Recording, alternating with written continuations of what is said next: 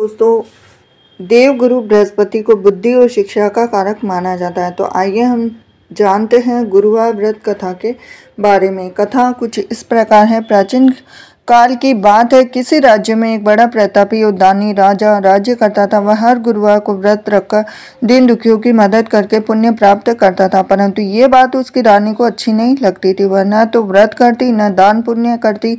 इतना ही नहीं, वह राजा को भी ऐसा करने से मना करती थी। एक समय की बात है कि राजा शिकार खेलने के लिए वन गए और घर पर रानी और दासी थी।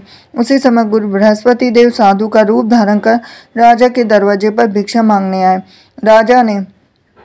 साधु ने जब रानी से भिक्षा मांगी तो वह कहने लगी कि हे साधु महाराज, मैं इस दान और पुण्य से तंग आ गई हूँ। आप कोई ऐसा उपाय बताएं जिससे कि सारा धन नष्ट हो जाए और मैं आराम से रह सकूं। इतना सुनकर बृहस्पति देव ने कहा कि हे देवी, तुम बड़ी विचित्र हो। संतान धन से कोई दुखी होता है?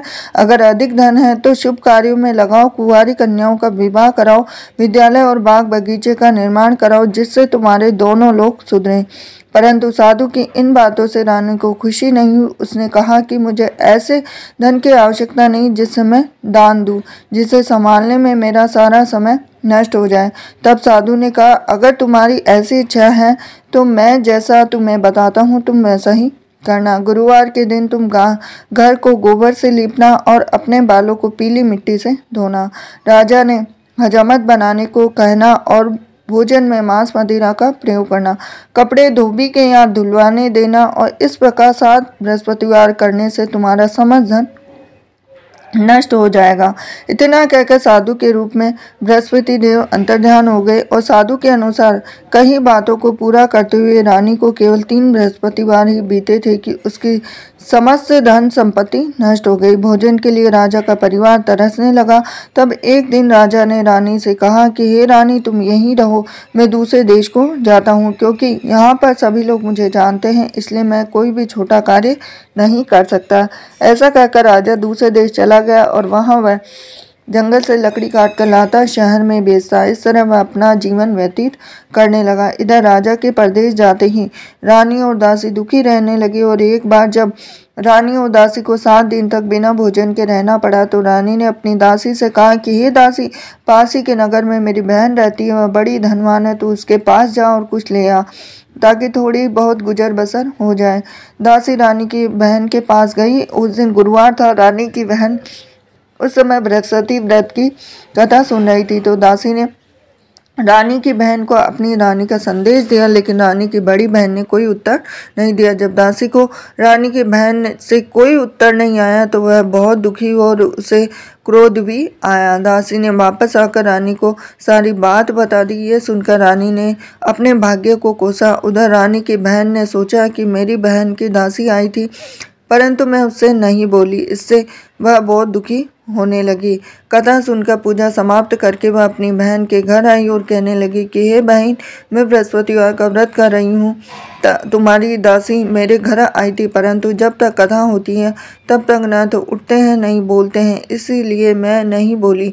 बताओ दासी क्यों आई थी? तो रानी बोली, बहन तुमसे क्या छिपाऊं, हमारे घर में खाने तक को अनाज नहीं है।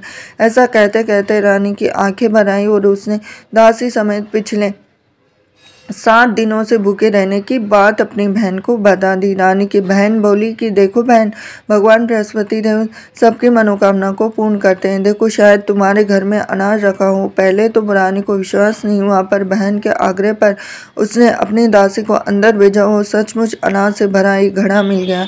यह देखकर दासी को बड़ी हैरानी हुई और दासी रानी से कहने लगी कि हे रानी, जब हमको भोजन नहीं मिलता तो हम व्रत ही कर लेते हैं, इसीलिए क्यों ना इनसे व्रत और कथा की विधि पूछ ली जाए ताकि हम भी व्रत कर सकें। तब रानी ने अपनी बहन से बृहस्पतिवार व्रत के बारे में पूछा। उसकी बहन ने बताया कि बृहस्पतिवार के व्रत में चने की दाल, मुनक्का, केले की जड़ में अर्पित करें तथा दीपक जलाएं, व्रत कथा सुने, पीला भोजन ही करें। इससे बृहस्पति देव और भगवान विष्णु प्रसन्न होते हैं। व्रत और पूजा की विधि बताकर रानी की बहन अपने घर को लौट गई। 7 दिन के बाद जब गुरुवार आया तो रानी और दासी ने व्रत रखा। वह गुड़साल में जाकर चना और गुड़ लेकर आई, फिर उससे केले की जड़ तथा विष्णु भगवान की पूजा की। अब पीला भोजन की चिंता को लेकर दोनों दुखी हो चुकी।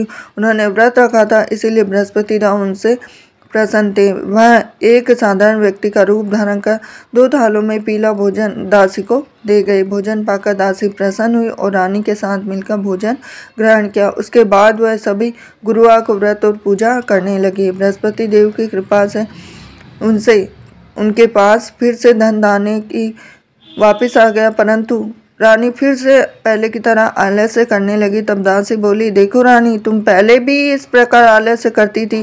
तुम्हें धन रखने में कष्ट होता था, इस कारण सभी धन नष्ट हो गया। अब जब देव बृहस्पति की कृपा से धन मिला है तो तुम्हें फिर से आलस्य होने लगा है। रानी को समझाते हुए दासी कहती कि बड़ी मुसीबतों के बाद हमने ये धन पाया है, इसलिए हमें दान पुण्य करना चाहिए, भूखों को भोजन कराना चाहिए, धन को शुभ कार्यों में खर्च करना चाहिए, जिससे तुम्हारे कुल का यश बढ़ेगा, स्वर्ग की प्राप्ति होगी, पितृ प्रसन्न होंगे। दासी की बात मानकर रानी अपना धन शुभ कार्यों में खर्च करने लगी। इससे पूरे नगर में उसका यश बढ़ने लगा। बृहस्पतिवार व्रत कथा के बाद श्रद्धा के साथ आरती की जानी चाहिए। इसके बाद प्रसाद बांटकर उसे ग्रहण करना चाहिए। थी आज के बृहस्पतिवार की व्रत कथा।